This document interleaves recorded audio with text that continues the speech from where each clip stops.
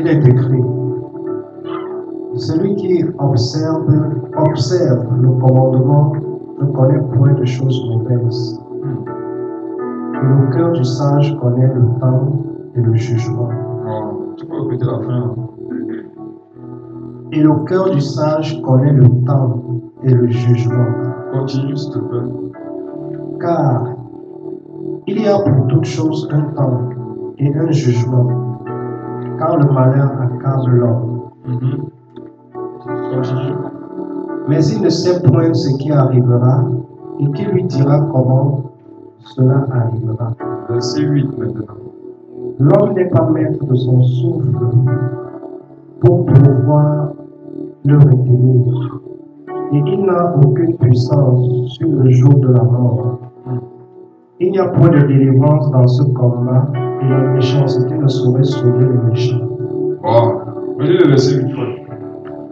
L'homme n'est pas maître de son souffle pour pouvoir le retenir, et il n'a aucune puissance sur le jour de la mort.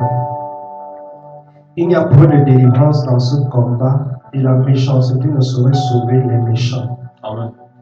Amen. La Bible affirme, la parole de Dieu affirme que l'homme n'est pas maître de son souffle. Quand la parole de Dieu dit l'homme, ça ne concerne pas seulement les inconvertis, ça concerne aussi les convertis. Que tu sois converti ou pas, tu n'es pas maître de ton souffle. Amen.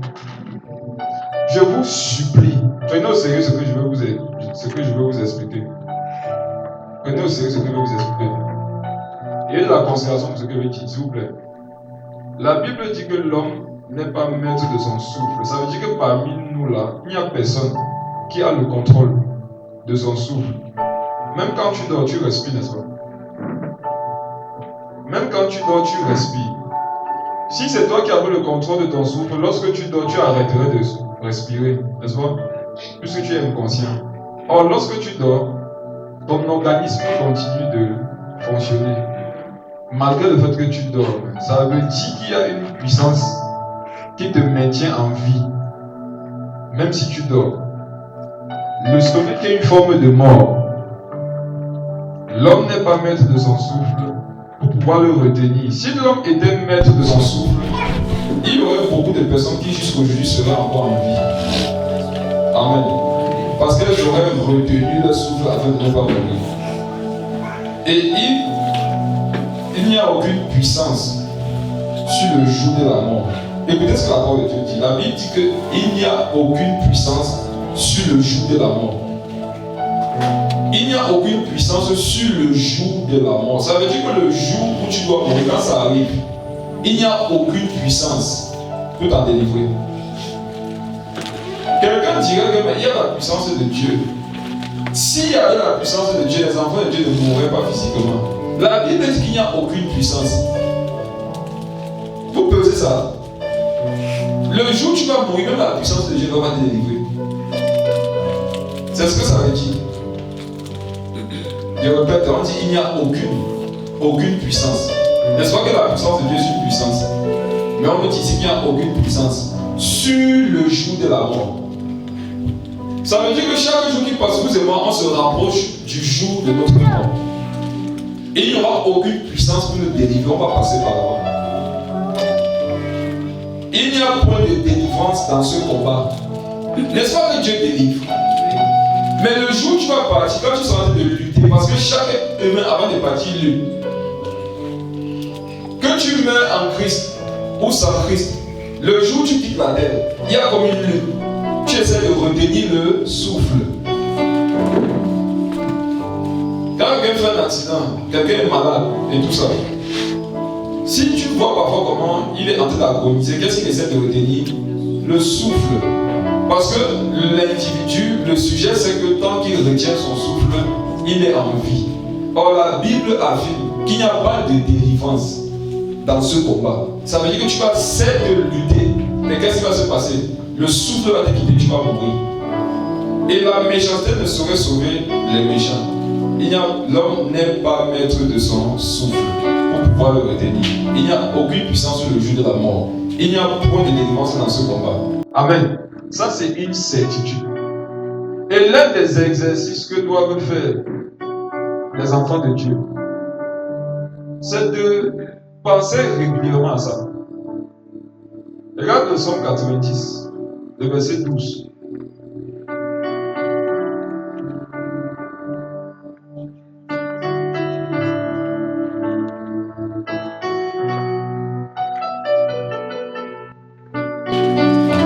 Enseigne-nous à bien compter nos jours, afin que nous appliquions notre cœur à la sagesse. Répète s'il te plaît.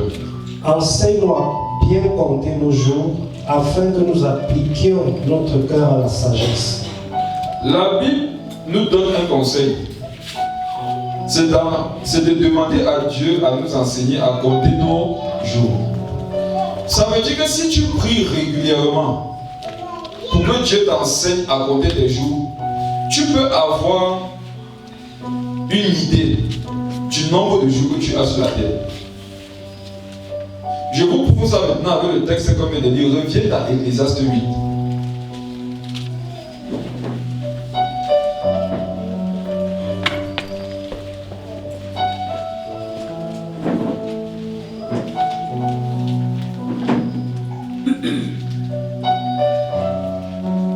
Le verset 5. Écoutez, Ecclésiaste 8, le verset 5. Celui qui observe le commandement ne connaît point de choses mauvaises, et le cœur du sage connaît le temps et le jugement. Le cœur du sage connaît quoi? Le temps et le jugement. Et en bas, on nous fait comprendre qu'il y a un temps où tu vas partir et rien ne pourra t'en délivrer. Donc, le verset 5 nous explique que le cœur du sage connaît le temps et le jugement. Quand tu es sage, quand tu crains Dieu, quand tu marches avec le Seigneur, si tu pries régulièrement et tu réfléchis, tu médites régulièrement sur ce sujet, je t'assure, avant que la mort ne t'arrive, avant que ta mort n'arrive, tu seras un peu averti. Amen. Tu pourras savoir, tu pourras le sentir. Et beaucoup de patriarches en Israël savaient qu'ils devaient mourir. Ils réunissaient les enfants, ils leur parlaient. Quelque temps après, ils partaient. Le sage connaît le temps et le jugement. Le jugement, ça veut dire qu'il connaît sa position, il sait où il ira après la mort. Il connaît le jugement qu'il y a sur son âme. Et le temps, ça veut dire qu'il a une idée. Quand sa mort arrive, s'il est quelqu'un qui a une connexion au Seigneur, il est fort probable qu'il sache que bientôt je pars. Et maintenant, sachant ça, qu'est-ce que le sage dit? Le sage dit, Seigneur Jésus, apprends-moi à compter 7 jours, afin que je sache appliquer mon cœur à la sagesse. Si le sage compte ses jours pour appliquer son cœur à la sagesse, qu'est-ce que l'insensé fait? L'insensé vit comme s'il ne mourra jamais. Si vous avez remarqué dans le film, le monsieur, après que sa vie soit morte, il a regretté le temps qu'il avait mal exploité avec elle. Amen. C'est ce que nous faisons. Tu vois la façon dont tu te comportes envers ceux qui sont de toi qui t'aiment. Tu vas regretter quand ils vont mourir.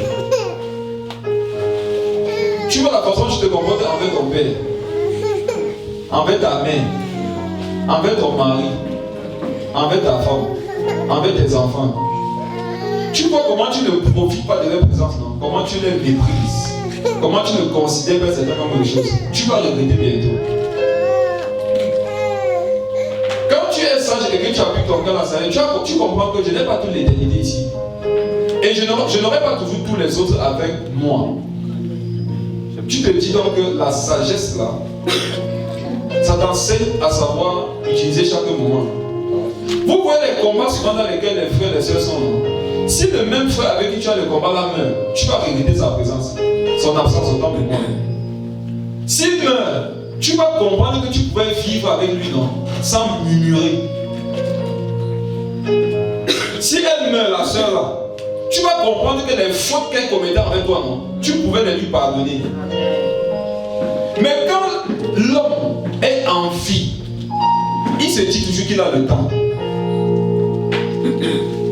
Quand même ton ennemi meurt, comment tu te sens satisfait? Il y a parfois quelqu'un qui a vécu il t'a beaucoup embêté durant sa vie. Mais lorsqu'il meurt, il y a une tristesse dans ton âme. Bien que cette personne ne t'aimait pas, ne te faisait pas forcément du bien. Je voudrais vous donner un conseil. Je sais que pour la plupart, vous n'allez pas le prendre en considération, mais je le donne quand même. Comptez vos jours. Comptez vos jours. Comptez les jours de vos proches. Appliquez vos cœurs à la sagesse.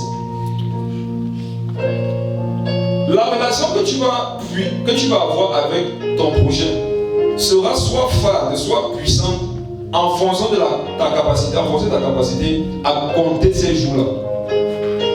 Quand un jour passe, il ne reviendra pas. On est d'accord, non? Si le Seigneur parfois pouvait enlever quelqu'un et le ramener, on comprendrait ce que vous allez expliquer.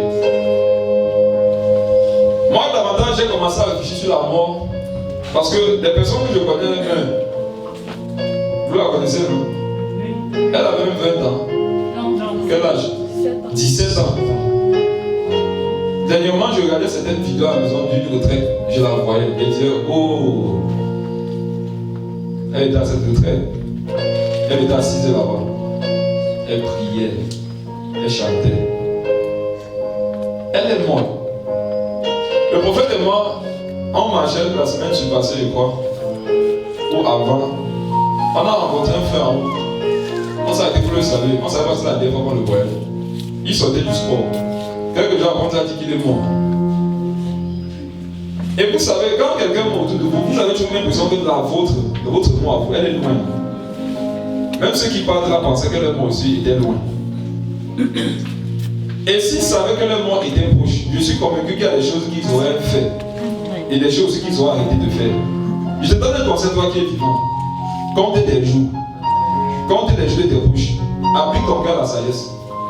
N'attends pas que l'autre meure, n'attends pas le groupe pour essayer. Quand tu vas mourir, qu'est-ce qu'il y a encore possible? C'est fini.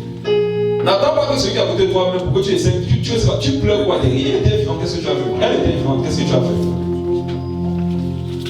Le Seigneur nous demande dans la communion fraternelle de nous aimer, non? De nous supporter, non? De veiller sur les autres. Vous pensez que c'est Dieu parce que nous sommes en vie. Si celui que tu n'arrivais pas à supporter, à aimer, à pardonner, quitte la terre, tu vas commencer à dire ouais, venir devant son corps, regretter. Tu vas te rappeler de ses offenses. Qui ici s'est placé devant un corps qui l'a offensé et il s'est rappelé des offenses du corps? C'est juste dans ton cœur que ouais, mais la personne est partie. Tout ce que tu lui avais refusé, comme le monsieur, tu vas souhaiter que la personne se relève pour que tu partes danser avec elle, mais il se fait trop tard. Il est reparti danser seul, avec la fille dans son esprit. Alors qu'un jour elle était vivante, elle lui avait demandé de danser avec lui, avec elle. Il y a combien de choses qu'on te demande, des choses légitimes, des choses faciles, que tu refuses, parce que tu penses que l'autre sera toujours là, non? Oh, tu vas regretter un jour. Tu vas regretter toutes les choses que tu as refusées à ton frère, à ta soeur, alors que tu avais la capacité de lui donner. Tu vas regretter toutes les fois où un frère, une soeur t'a appelé, tu n'as pas décroché. Tu vas regretter ça bientôt. Quand quelqu'un quitte avant toi, ça va t'enseigner. Et les enseignements, ce ne sont pas les ouais. Parce que souvent tu dis ouais le jour où la personne est morte. Le lendemain, tu as oublié, non? Voilà ce que c'est qu'être un insensé. L'insensé oublie vite les leçons, les enseignements. Mais quand tu es sage, tu considères l'enseignement que tu avais reçu et tu le remédies chaque jour. Tu le remédies chaque jour. Tu vas mourir, ça c'est une question. Une deuxième question, c'est que tu vas aller où? J'aimerais vous poser la question que je pose comme musulman. Tu es sûr que si tu meurs, tu vas aller au ciel? Vous savez, ce sont les questions sur lesquelles nous, les chrétiens, nous ne réfléchissons plus, non? Chacun vit sa vie comme il veut. Chacun vit sa foi comme il veut. Mais dans la tête quand même de tout le monde, on a la conviction que quand je vais aller au ciel. Ce n'est pas sûr, hein? Parce que les critères d'éligibilité pour le royaume ne dépendent pas de toi, de tes motivations, de tes émotions, de tes choix, de ce que tu aimes, de ce que tu n'aimes pas. Ça dépend de la parole de Dieu.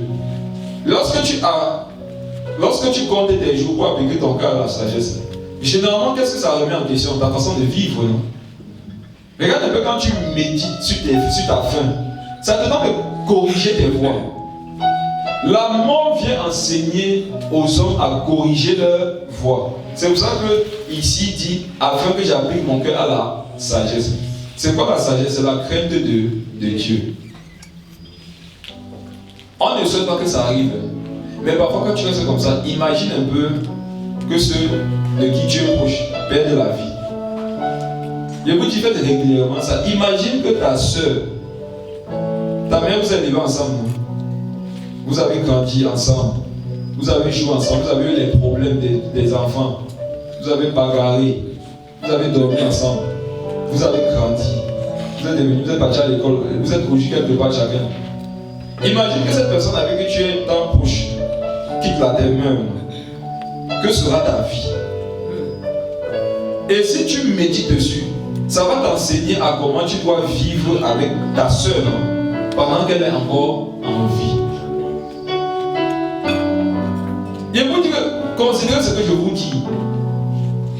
Demain, non, même ce soir, quelqu'un parmi nous peut mourir. Les autres ne pensaient pas qu'ils devaient mourir, ils sont morts. Donc toi aussi qui ne penses pas que tu vas mourir, tu vas aussi mourir. C'est pas parce que quand c'est l'autre, tu crois que c'est loin de toi. Tu ne sais pas. Et le jour là, il n'y a pas de délivrance. Il n'y a pas de puissance qui va empêcher que ça arrive. Ça peut être un accident. Tu peux quitter ici, que tu pars à Douala avec quelque chose. Tu ne reviens plus jamais. Tu dis aux autres, j'arrive. C'était la dernière fois que tu leur parlais. Et après les regrets. Frère, vivons de telle façon que nous n'allons pas regretter après. Ce sont les conseils que nous donnons aux païens. Nous devons les appliquer. Lorsque tu prêches l'évangile à un inconverti, quel est ton souhait? C'est qu'il fasse des choix qui vont faire en sorte qu'il ne regrette pas, non? Toi aussi, tu dois faire des choix qui vont faire en sorte que tu ne regrettes pas si tu quittes la terre maintenant. Pensez pas à ta vie après la mort. Ta façon de vivre là, est-ce que ça te garantit le ciel? Regarde comment tu vis. C'est comme ça que ceux qui sont sauvés vivent. Est-ce qu'il n'y a pas un péché dont tu es encore esclave et tu as quand même la conviction que lorsque tu vas quitter la terre, tu vas aller au ciel? Est-ce qu'il n'y a pas encore des choses que tu fais dans le secret? Peut-être ceux qui sont autour de toi ne le voient pas, mais la mort le voit. Et la mort ne va pas t'interpeller. La mort va juste te souhaiter que tu meurs dans cet état pour t'amener en enfer. Quel que soit ce que tu fais dans le secret, la mort le voit. Et Dieu aussi le voit. Et le Seigneur, voyant cela, à l'avance t'a donné la parole qui doit te montrer comment tu dois vivre. Est-ce que tu vis comme la parole le demande? Frère, si vous êtes là, méditons sur nos vies. Réfléchis sur ta vie, tu n'auras pas tout le temps que tu crois que tu as. L'autre qui auprès de toi n'aura pas tout ce temps. Il y a beaucoup, si vous avez des projets, ça ne va pas se réaliser, vous allez mourir avant. Ne parlez pas comme si c'est vous qui maîtrisez le souffle. La parole dit que lorsque tu me dis une chose avec assurance, dit que si Dieu le veut, nous ferons si nous irons là-bas. Et cette parole ne s'adresse pas aux païens, ça s'adresse aux chrétiens. Dieu dit à ses enfants, lorsque vous parlez, dites que si moi je le veux, parce que ce n'est pas sûr que je le voudrais. Or toi parfois tu as beaucoup de programmes. Telle voie paraît juste. Il est juste pour toi de faire beaucoup de projets. Mais parfois l'issue sur laquelle tu es là, c'est une issue de mort. Une mort certaine. Quand tu quittes la terre et que tu vas au ciel, par derrière les autres peuvent être tristes et regretter, mais lorsqu'au moins tu es au ciel, toi qui es au ciel, tu ne souffres plus, tu ne regrettes pas. Et il n'y a pas une forme de mort qui ne peut pas toucher un enfant de Dieu. Alléluia. Un enfant de Dieu peut mourir de tout type de mort. Il y a des personnes, si vous pensez qu'il y a certaines morts qui ne peuvent pas toucher un enfant de Dieu, n'est-ce pas? Il y a des morts là, si quelqu'un meurt comme ça pour vous, vous allez avoir des doutes sur qui il était. Or, un enfant de Dieu peut mourir de tout type de mort. Je vous dis que tout type de mort.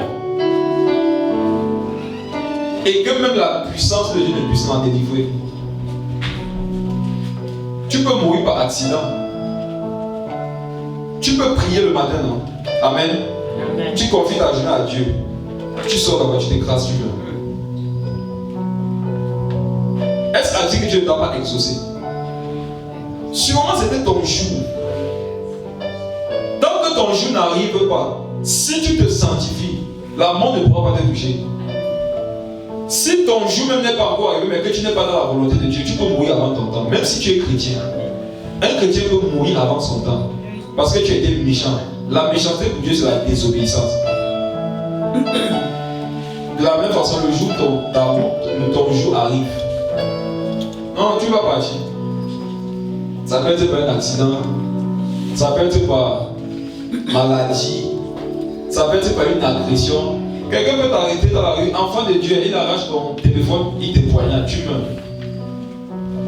Ce qui est intéressant, c'est que quand tu vas quitter la terre, je veux que tu viennes dans ma présence. Regardez comment les apôtres sont morts.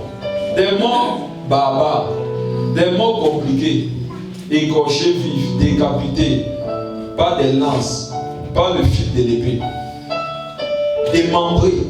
Ils sont des morts atroces. Mais aujourd'hui, où ils sont, ils ne souffrent pas de ça.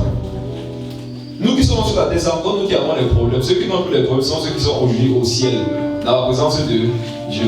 Toi qui es encore sur la terre, tu as encore tout à prouver, tout à négocier, tout à corriger. Et tu dois y penser.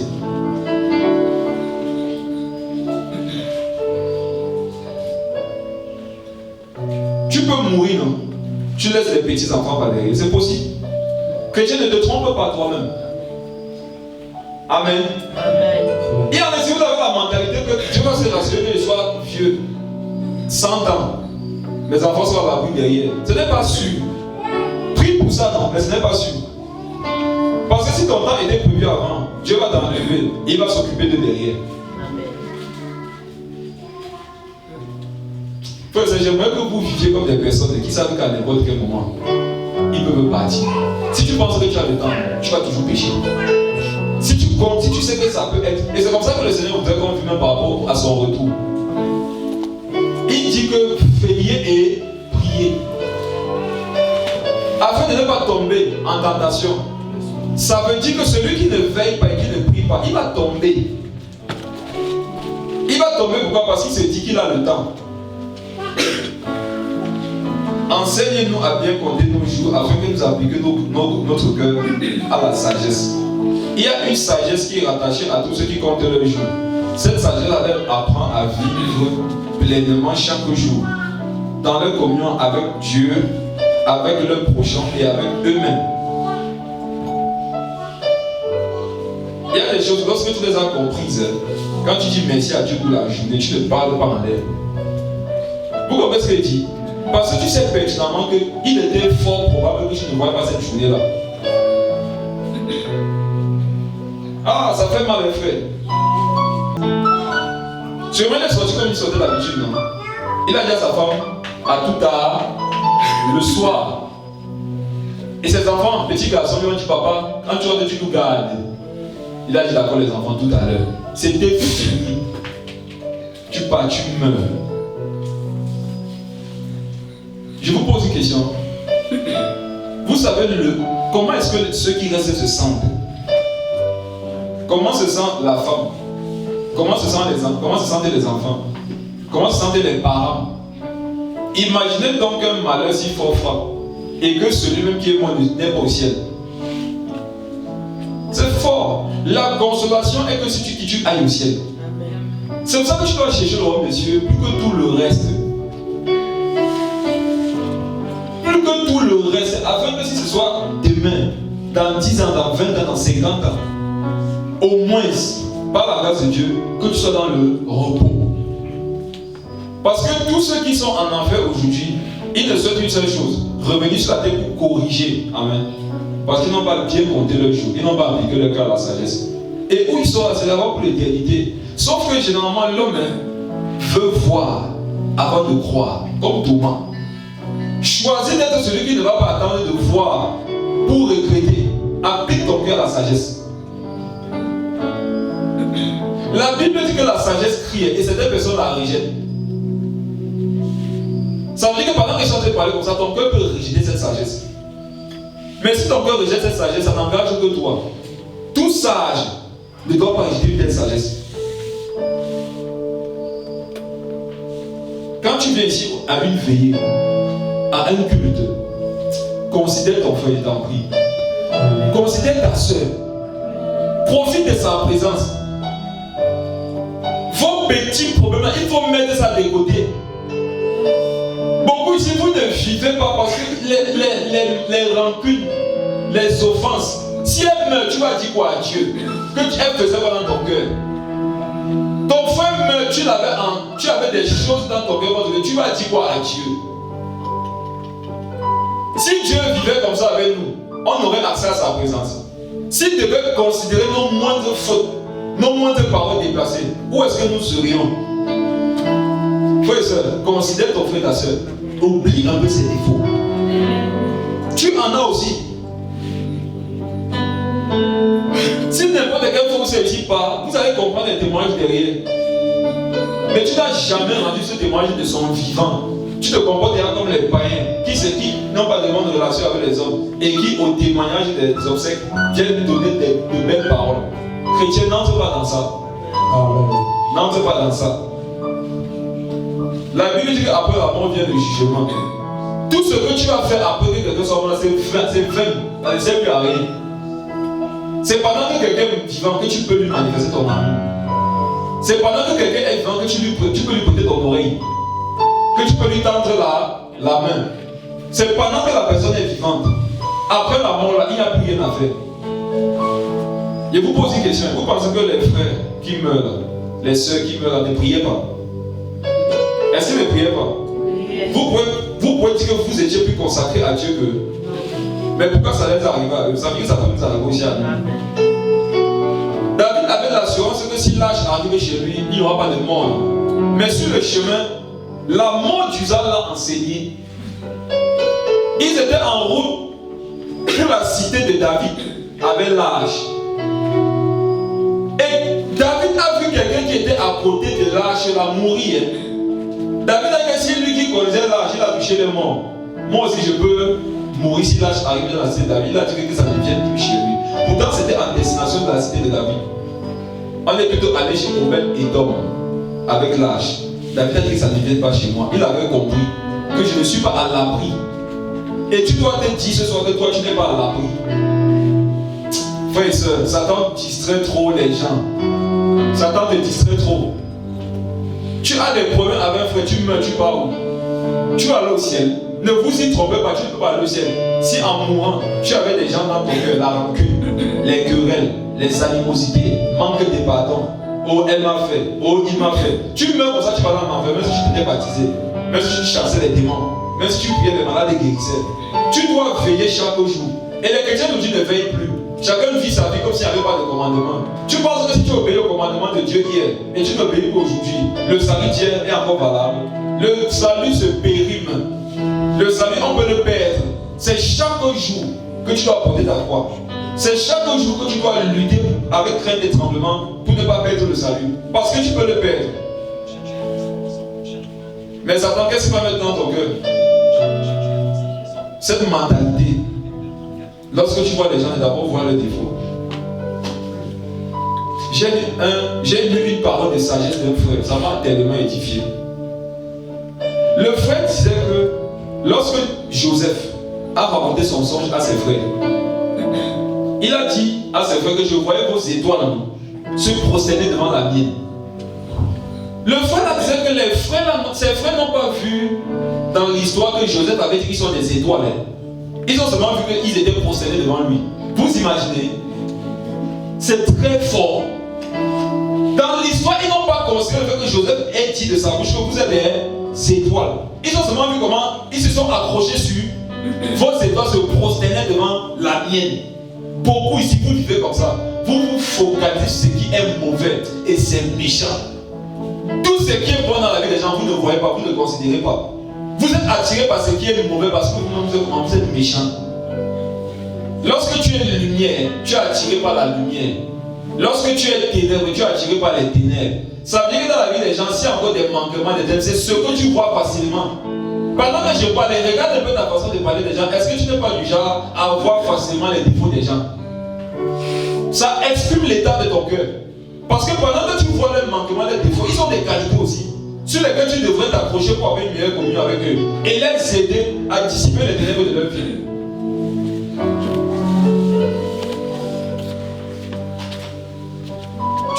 tous les jours, les cœurs des gens sont devenus endurcis. Les mêmes choses. Personne ne veut. Non. Chacun reste sur sa position, sur sa doctrine, sur sa façon de faire, sur sa façon de voir. Parce que tu es méchant.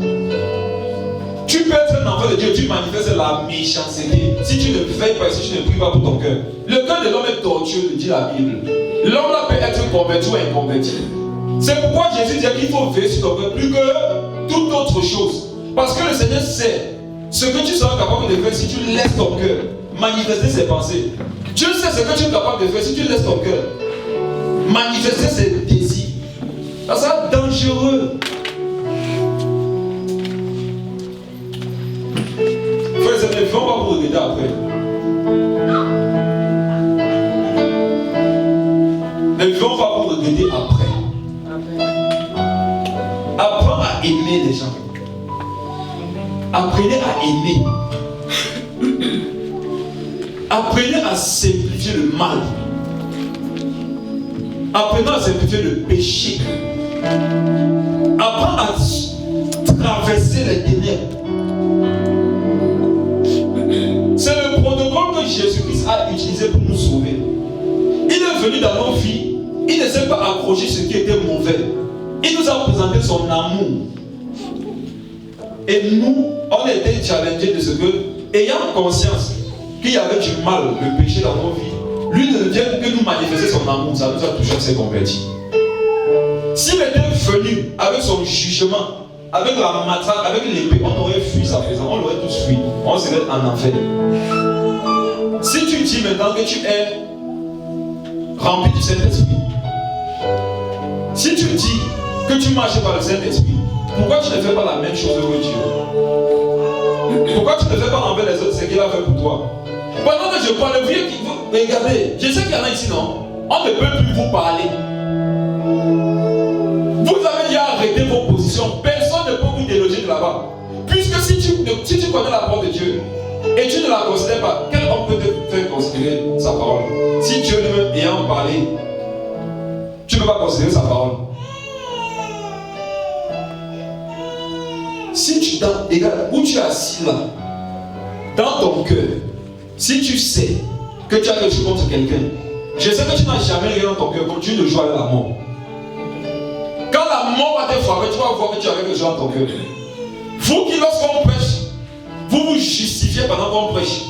Au lieu de te mettre dans une position de Seigneur, expose ce qui peut être dangereux pour ma vie. Tu te mets peut-être dans une position de justification. Chaque parole qui est prêchée, tu cherches comment ça ne te concerne pas, par quel moyen ça ne te concerne pas. Continue comme ça. Tu peux lutter, mais tu ne pourras pas lutter contre la mort et contre le jugement. Le temps et le jugement. Le temps et le jugement. Le temps et le jugement.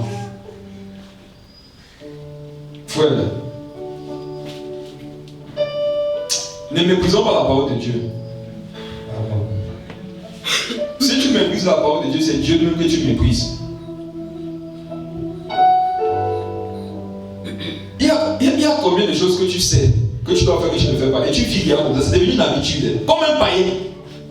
Il y en a ici, vous pratiquez les mêmes péchés tous les jours. Ce n'est pas peut-être l'impudicité, non. Mais tu es conscient d'un mal que tu fais chaque jour. Tu ne vas peut-être pas en boîte de nuit, tu ne te masturbes peut-être pas, tu ne peut-être pas dans la pornographie, tu ne tues peut-être pas les gens physiquement. Mais il y a des choses que tu sais qui sont mal. Chaque jour tu es dedans. Où est la différence entre toi et un païen? Jésus est venu remettre les pendules à l'heure.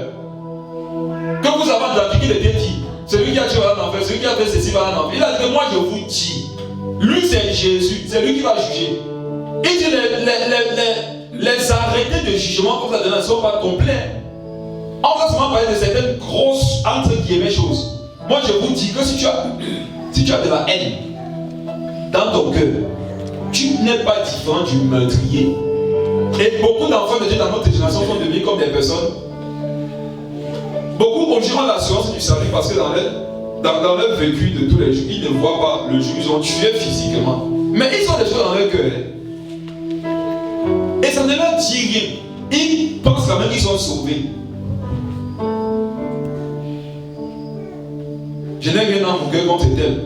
Pourquoi tu ne l'appelles pas? Parce que je ne veux pas les problèmes. Pourquoi tu parles alors comme ça? Ça veut dire qu'il y a un problème dans ton cœur. Et si tu n'es pas honnête, Dieu ne peut pas t'aider. Dieu aide les humbles, ceux qui reconnaissent qu'ils ont besoin d'aide, ceux qui reconnaissent qu'ils ont besoin de sa main. Mais quand tu te mets dans une position où on ne peut pas te parler, où tu as raison, même Dieu peut te parler. Quitter de cette méthode-là. Je n'ai jamais tué physiquement, alors que dans ton cœur, il y a des choses contre un frère. Pour toi, ce n'est pas grave. Et tu vis comme ça. Tu vas venir te mélanger au petit, non, mais quand tu vas quitter la terre, quand ça va te frapper, quand ton tour va arriver. On a parlé comme ça, beaucoup n'ont pas écouté, ils sont partis. Ça peut être ton tour maintenant. La sécurité, c'est l'obéissance. La sécurité, c'est la soumission à Dieu. La sécurité, c'est de veiller sur ses voix, veiller sur son cœur. Que quand tu vas parler, regarde, veille sur tes paroles, qu'est-ce que tu vas dire? Ce que tu vas dire, c'est inspiré par qui? Je parle et je sens que dans mon cœur, ça ne dit rien à beaucoup. C'est là où vous êtes calme maintenant, mais ça ne vous parle pas. Parce que vous avez trop entendu ça. Vous-même vous prêchez ça, mais vous ne le vivez pas. Quand tu veux parler, qui t'inspire? Ce que tu dis là, qui t'inspire à dire ça? Cette action que tu poses, qui t'inspire à poser cette action? La façon dont tu réponds aux offenses, qui t'a demandé de répondre à ces offenses-là comme ça? Qui te guide? Qui est ton guide? Est-ce que tu es sûr que ça peut le Saint-Esprit? Tu dois un peu te remettre en question. Regardez ta vie et vois si ça peut le Saint-Esprit qui te guide. Il se peut que c'est diable toi-même, mais tu ne sais pas. Parce que tu t'es séduit avec le fait que je suis converti. Tu peux te convertir pour un temps, tu laisses le Saint-Esprit qui t'appelle, toi tu dis non, je reprends les règles. Parce que tes méthodes ne plaisent pas trop. Tes méthodes, c'est le pardon, c'est l'amour, c'est supporter, c'est aimer, c'est rechercher la paix, c'est faire le premier pas. Moi, ça ne m'intéresse pas. Moi, je préfère être là dans ma position. Je fais ce qui me plaît. En ton nom. Jésus va dire que non, ça ne marche pas comme ça. Si tu veux faire des choses en mon nom, tu fais souvent ma parole. Tu ne dois pas prendre des décisions et dire que c'est en mon nom. Au nom de Jésus, ça veut dire que c'est comme Jésus avait dit. Enseigne-nous à bien compter nos jours, afin que nous appliquions notre cœur à la sagesse. Et lorsque tu meurs, on t'oublie vite, je vous assure. C'est fou comme on oublie vite les gens quand ils meurent. Mais ce que tu vis, où tu es, tu ne peux pas oublier. Si tu as un enfer, tu peux oublier que tu as un enfer. La souffrance va cesser, tu peux pas oublier, mais les gens t'oublient vite sur la terre. C'est ouais, un jour, 2 jours, 3 jours, 1 semaine, c'est fini, on t'oublie. Maintenant, si tu n'avais pas veillé sur tes voies, pour que Dieu te donne d'être dans sa présence pour l'éternité, que sera donc ta vie après? Ta vie avant aura été nulle, ta vie après pire. Et personne ne va lutter pour ton salut, pour toi-même. C'est à toi de lutter pour faire ce que tu sais que Dieu attend de toi. Au niveau de tes pensées, de tes paroles, de tes actions, de tes motivations, de tes réponses, vis-à-vis de tes amis, vis-à-vis des ennemis, vis-à-vis de ceux qui t'aiment, vis-à-vis de ceux qui ne t'aiment pas. Mes frères et sœurs, comme la parole le dit, attachons la loi de Dieu sur nos fronts. Ça veut dire que pour chaque action de ma vie, avant de poser une parole, avant de poser une action, avant de poser une pensée, prends le temps de t'interroger quand même. Demande-toi d'où ça vient. Quelle est l'origine de ce que tu vas le libérer là? Et si tu sais que ce n'est pas de Dieu, abstiens-toi. Ferme la bouche, mets ta main sur ta bouche comme le proverbe le dit. Mets ta main sur ta bouche. Prie pour ton cœur. Si les gens t'offensent et que ton cœur est dans un mauvais état, ce n'est pas que le problème. C'est toi qui dois travailler afin que même si tu te font quoi, que ton cœur reste pur comme Dieu veut. Avec que veille sur ton cœur, c'est ton cœur. Veille sur ton cœur. C'est à chacun de veiller sur son cœur. Veille sur ton cœur plus que toute autre chose. Veille sur ton cœur plus que sur ta vie, que sur la vie de ta famille. Veille sur ton cœur plus que toute autre chose. Car de l'île est les sources de la vie, les sources c'est là-bas. Tu dois veiller dessus. Moi, je n'ai jamais perdu quelqu'un vraiment de je n'ai jamais vraiment perdu quelqu'un de proche. La personne la plus proche que j'ai eu à perdre, c'était mon cousin. Ça m'a fait très mal. Il me dit, vois pas comment il souffre. Juste mon cousin. Oh. Juste mon cousin. Je maîtrisais jusqu'à ce que j'arrive à l'enterrement. Vous savez, il y a une atmosphère d'enseignement dans les enterrements. Hein. J'ai réalisé ce qu'on appelle la mort. Quand je suis arrivé au niveau de l'enterrement, j'ai réalisé là-bas qu'il est parti. C'est fini, c'était bon. Trop tard pour regretter. plus rien aujourd'hui. Vous savez comment on vit? On est inquiet par rapport au jeu de la terre, sauf par rapport au ciel. Quand tu m'as dit, j'ai dit, quoi? Pour l'éternité. Donc pour toujours. Et ça nous guette aussi. L'enfer sur les pieds de beaucoup de chrétiens ne savent pas.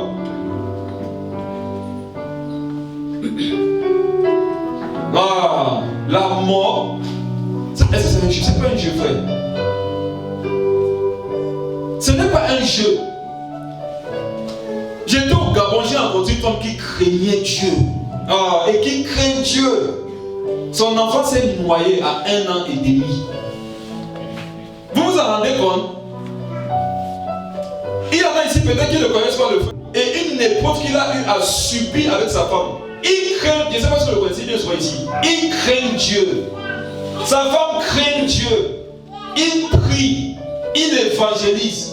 Son bébé s'est noyé dans un puits. Il a fait quoi? Vous avez pu constater que lui, c'est ça que ça vous est pas arrivé? Répondez-moi. Vous pensez qu'il maîtrise ces choses-là? Chacun doit veiller et supplier Dieu. La mort n'a pas. Il n'y a pas un âge où on ne meurt pas. Il n'y a pas un âge où tu ne meurs pas. Même si tu prêches, tu dois te rassurer d'une chose. C'est que si je quitte maintenant, que j'aille dans la présence de Dieu. Amen. C'est la meilleure consolation que tu peux laisser à ceux qui sont restés derrière. Ça va un peu calmer la douleur de savoir qu'au moins le frère est avec Jésus. Il est au paradis pour l'éternité. Un serviteur de Dieu, il a perdu son papa. On est parti l'accompagner avec tous les obsèques. Je le voyais tout bien gérer jusqu'à ce qu'on arrive à l'enterrement. Il gérait tout bien avec sa famille. Quand on a envoyé son père dans le sol, il a craqué comme un enfant. Il a réalisé. C'est douloureux. Il s'est mis à pleurer comme un enfant. Son père, supposons que toi ça t'arrive, non, que ce soit ton mari, que ce soit ta femme, que ce soit ton enfant que tu aimes tant, tes parents que tu aimes tant, ton cousin, ta cousine que tu aimes tant. Tu vois donc que tu ne dois pas te taire, non? Autrement, tu es coupable, tu es complice. Il y en a sinon, vos parents vont mourir bientôt. Vous allez regretter pourquoi je ne prêchais pas l'évangile. Trop tard, trop tard. Ça va plus servir à rien. Tu vas l'oublier après une semaine, 2 mois, 1 an. Mais une chose est sûre, c'est que où la personne sera, ça sera pour l'éternité. Et même si toi tu as oublié, la souffrance de la personne ne passera pas. Et tu dois considérer ça. C'est la raison pour laquelle quand tu es un enfant de Dieu, tu n'as même pas à cœur que les gens soient sauvés. Ça fait des années, tu n'as pas sauvé quelqu'un. Tu sais à quoi? C'est quoi ton rôle? Tu es sur la terre pour faire quoi? Pour vivre comme les païens après partir aussi. Tu as empêché qui d'aller dans la damnation éternelle. Tu as intervenu dans la vie de qui pour qu'il soit sauvé. Tu as gêné pour qui? Tu as prié pour qui? Tu as prêché manger à qui? Tu considères ta personne. Qu'est-ce qu'on va penser de moi? Comment est-ce qu'on va me parler après? Comment on va me voir? On va dire que. Donc ça c'est assez lourd pour que tu puisses aller, pour que tu puisses laisser quelqu'un dans l'enfer. Le témoignage de ta petite personne, qui ne paraît point après, qui va être balayée. La Bible dit que les jours d'un homme sont dans la main de Dieu comme les lignes de sa main. Tu penses que ta vie est longue, quand tu regardes sa paume de main, toute ta vie c'est comme les lignes là. Regardez votre paume de main, voilà comment Dieu voit ta vie dans sa main. C'est comme une ligne qui commence ici, qui s'arrête ici. La Bible dit que l'homme passe comme un vent. Tu as quel âge aujourd'hui? 40 ans, 30 ans, 20 ans. Les années passent si vite. Ma femme me disait que c'est comme si chaque jour n'a plus 24, le temps passe si vite. C'est parce que, regardez, les temps, non? Tout est prêt.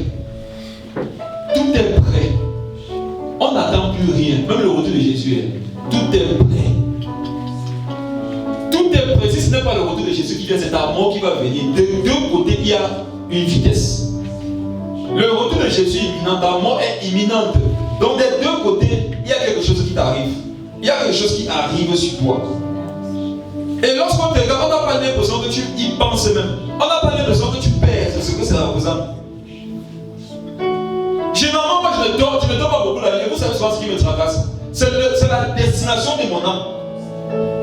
C'est une chose, une semaine ne passe pas sans que cette question-là ne t'arrose de mon esprit. Vous pensez que tu fais des favoritismes? Tu t'es converti, tu t'es bâti, et puis quoi? Beaucoup ont fait ça. Beaucoup ont fait ça, mais ils ont un enfant après. Qu'est-ce que toi tu as fait de différent? Qu'est-ce que toi tu as fait que eux n'ont pas fait? Beaucoup se sont convertis, se sont bâtis, ils ont fini en enfer. Parce qu'après une semaine, un mois, ils ont vu qu'ils maîtrisaient déjà. Dieu a parlé, ils ont aussi parlé. Dieu a parlé, ils ont ajouté une parole dessus de sa parole. Si tu ajoutes une parole dessus de la parole de Dieu, tu vas aller en enfer. Tant que tu ne te soumets pas à sa parole, rigoureusement, les chrétiens disent qu'il faut leur dire de cacher les seins. Et tu dis que tu vas aller, tu vas aller dans quel ciel? Tu ne sais même pas t'habiller avec pudeur. Tu ne sais pas parler aux gens, tu ne sais pas respecter ton prochain. Tu es impoli. Tu vas aller dans quel ciel? Alors que Dieu te répète chaque jour que change, change. Si quand tu te convertis, Dieu te demande de changer, c'est parce que si tu ne changes pas, tu ne vas pas finir auprès de lui. Si quand tu te convertis, c'était fini, Dieu ne te donnerait plus aucune recommandation. Dieu te donne des recommandations pour te maintenir sur le chemin qui mène à lui. Le jour où tu ne considères plus ces recommandations-là, tu as aussi considéré le fait que aller aussi, ça ne t'intéresse plus. Mon frère, regarde, perds tout, ne perds pas ton âme. Amuse-toi avec tout, ne t'amuse pas avec ton salut. Fais sur ta vie. On n'a qu'une vie, on ne vit qu'une seule fois. On a une vie, on ne vit qu'une seule fois. Il faut bien négocier les virages. Jésus nous a avertis. Le chemin est étroit. Lorsqu'une situation est difficile, tu viens voir le Seigneur, il te dit que dans la bas il n'y a rien. Mais si le Seigneur, qui est capable de voir qu'un gros problème, en fait ce n'est rien. Si lui te dit que quelque chose est difficile, tu dois réfléchir là-dessus. Or, pour aller au ciel, Jésus a dit que c'est difficile. Jésus-Christ, pour qui il n'y a rien de difficile, a dit qu'il est difficile pour un homme d'aller au ciel, s'il n'est pas violent. Quand tu regardes ta vie là, tu es violent. Dans tes pensées, tes propos, tes actions, est-ce qu'il y a la violence? Est-ce qu'il y a la rigueur? Est-ce qu'il y a la discipline pour te maintenir dans les voies de Dieu? Ou alors tu vis comme tu veux? Je vous assure, chacun, tu dois t'arrêter souvent, méditer sur ta vie et te demander si la vie que tu mènes, c'est la vie que Dieu te demande de mener. Autrement, tu vas te mener avec quelqu'un d'autre. Et tu seras exactement comme les apôtres, à qui Jésus-Christ a dit, vous ne savez de quel esprit vous êtes animés. Ils marchaient auprès de Jésus, mais ils voulaient déjà être animés d'un autre esprit. Tu peux marcher auprès de Jésus, mais tu es animé d'un autre esprit. Judas était très proche de Jésus, il allait en enfer. Jacques et Jean étaient très proches de Jésus, mais ils étaient animés d'un autre esprit parce qu'ils ont voulu faire descendre le feu. Toi, tu es très proche de Jésus, quel est ton état d'esprit, quelle est ta mentalité? C'est comment ta vie de consécration? Tu parles comme tu agis là, comme tu penses là. C'est quoi ta source? Tu bois à quelle source? Tu te nourris où?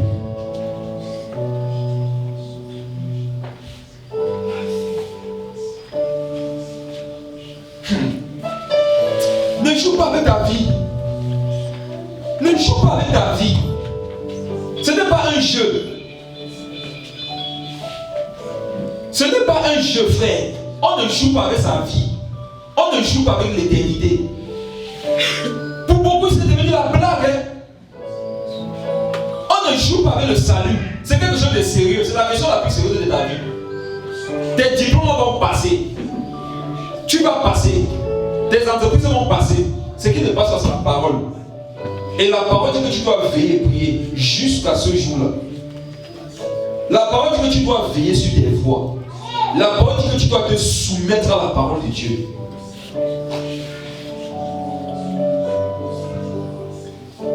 Et vous savez, il y a une chose, lorsque tu te rends compte que ça t'a quitté, supplie le Seigneur pour que ça revienne. C'est la sensibilité à sa parole. Si tu t'es rendu compte que tu es devenu insensible à la parole de Dieu, ça veut dire que tu es déjà mort. Et tu dois prier le Seigneur pour qu'il te remette dans une position dans laquelle, lorsque tu écoutes sa parole, sa voix, que ton cœur ne s'endurcisse pas. Parce que l'état de cœur de ceux qui sont perdus, qui sont insensibles à la parole de Dieu, Regarde comment ta mère a souffert, ton père a souffert. Et qui s'aide pour l'éternité là-bas. Parce qu'elle prend Hébreu le chapitre 10.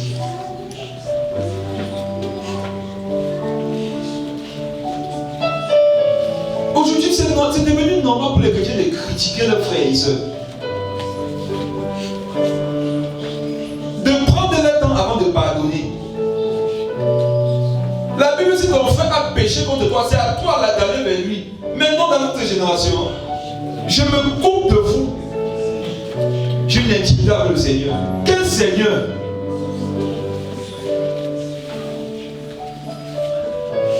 Verset 28 à 29. Commence même au verset 26. Hébreux 10, 26. Écoutez la parole de Dieu. Et si c'est encore possible que ton cœur soit sensible à cette parole. Lis, pasteur.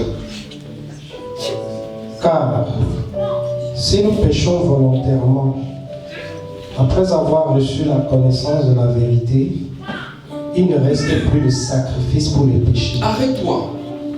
Vous comprenez, frère? Est-ce que vous comprenez? La Bible dit que si tu pêches volontairement, après avoir reçu la connaissance de la vérité, il ne reste plus de sacrifice pour les péchés. Ça veut dire que même celui de Jésus-Christ ne peut plus t'aider. Puisque Jésus-Christ est mort pour que tu lui obéisses, mais toi tu désobéis. Qu'est-ce qu'il faut encore faire pour toi? Qu'est-ce qu'il faut encore faire pour toi? Et c'est ce que j'ai dit tout à l'heure. Il y en a, si vous péchez volontairement, il n'y a plus de sacrifice à faire pour vous. Tout ce qu'il faut, c'est de vous repentir si vous avez ça à cœur. S'il y a encore une possibilité que vous vous repentissez.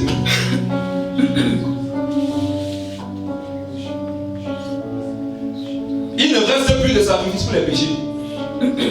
Le péché qui te condamne, on dit qu'il n'y a plus de solution à ça. Tu veux comment? C'est fini. Le fait de pécher volontairement là, tu sais que tu ne dois pas faire ça, tu fais. Et tu te rends compte que je l'ai fait, je ne suis pas mort. Je l'ai fait, ma vie avance. Je l'ai fait, j'ai un travail. Je l'ai fait, je suis marié. Je l'ai fait, j'ai des enfants. Je l'ai fait ici, je suis en santé. Continue. C'est quoi la santé? C'est quoi le mariage? C'est quoi les enfants devant la mort éternelle? Verset 27. Mais une attente terrible du jugement et l'ardeur d'un feu qui dévorera les rebelles. Relis ça fort. Mais une attente terrible du jugement et l'ardeur d'un feu qui dévorera les rebelles. On dit que si nous péchons volontairement après avoir reçu la connaissance de la vérité, vous connaissez la vérité, vous entrez comment? Ça veut dire que ce dont le verset 26 là parle, sont les chrétiens vrais ou faux. Chrétiens vrais ou faux? Voilà. Donc il s'agit ici des gens qui sont nés de nouveau. Et c'est eux que Dieu met en garde d'un jugement, d'une attente terrible, du jugement de l'ardeur d'un feu qui dévorera les rebelles. C'est quoi un rebelle? C'est quelqu'un qui était dans la vérité, après maintenant qui prend position pour être dans le mensonge. Ce verset s'adresse aux païens, ça s'adresse à toi et à moi, ça s'adresse aux chrétiens. Dieu te dit que tu as connu la vérité, c'est beau. Tu es né de nouveau, c'est bien. Tu t'es baptisé, c'est magnifique. Tu as été rempli du Saint-Esprit, c'est très bien. Mais tu dois savoir une chose. Si tu te détournes de la vérité, si tu retournes dans le péché, il ne reste plus de sacrifice. Mais l'attente terrible du feu, du jugement, de l'ardeur du feu, qui dévorera les rebelles. Donc je peux connaître la vérité, après je me retrouve où? Dans le feu. Verset 28. Celui qui a violé la loi de Moïse meurt sans miséricorde. Écoutez ça. Sur la déposition de 2 ou de 3 témoins. Celui qui a violé la loi de Moïse meurt sans miséricorde sur la déposition de 2 ou 3 témoins. Verset 29.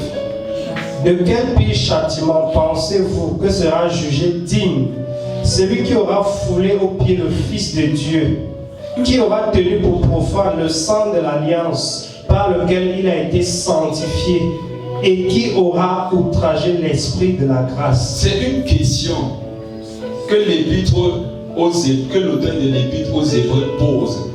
Il dit, regardez, celui qui foulait la loi de Moïse, il était frappé sans miséricorde. Or, on sait que la loi de Moïse est en dessous de la loi de Christ, non? Donc celui-même qui était sous la loi de Moïse, déjà on le frappait de mort, sans miséricorde. Il dit, à combien plus forte raison pensez-vous que sera jugé digne celui qui aura foulé au pied le Fils de Dieu? Donc les gens ont foulé Moïse. Ils sont morts. Toi, tu foules Jésus, tu vas vivre. D'où te vient ton courage là? D'où te vient ton courage de croire que tu peux vivre dans le désordre et quand même aller au ciel? Qui t'a menti? Qui t'a ensorcelé? Qui t'a fait croire qu'on peut vivre dans le désordre, dans le péché et aller au ciel? Qui t'a fait croire ça? Qui t'a menti? Par lequel il a été sanctifié et qui aura outragé l'esprit de grâce. Moïse n'est pas mort pour nous, mais déjà les gens sont morts sous sa loi, à cause de sa loi. Maintenant, Christ qui est mort, qui a versé son sang, toi tu veux dénier, profane le sang de l'alliance. Et tu penses que Dieu va te dire un jour, entre dans l'argent de ton père, bon et fidèle serviteur. On t'a sécu, tu t'es sécu toi-même, tu dois te repentir. Tu penses que comme l'année là où tu as dit que Seigneur, je te reçois, c'était bon, c'était tout. Tu vois, c'est facile comme ça. Vous pensez que c'est facile comme ça? J'avais dit ça, Seigneur, je te reçois comme mon Seigneur, mon sauveur personnel. Et puis c'est bon. Enfin, ce n'est pas aussi facile que ça.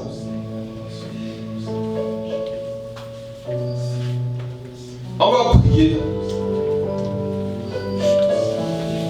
Oh Seigneur, aie pitié de moi, Père. Oh Jésus, ma vie.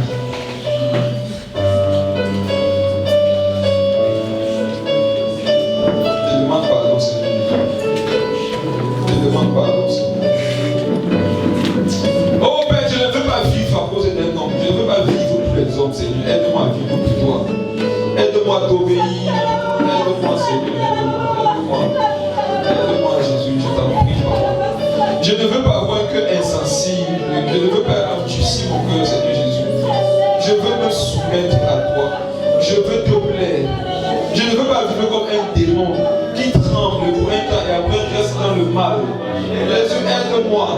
Aide-moi, Seigneur. Oh,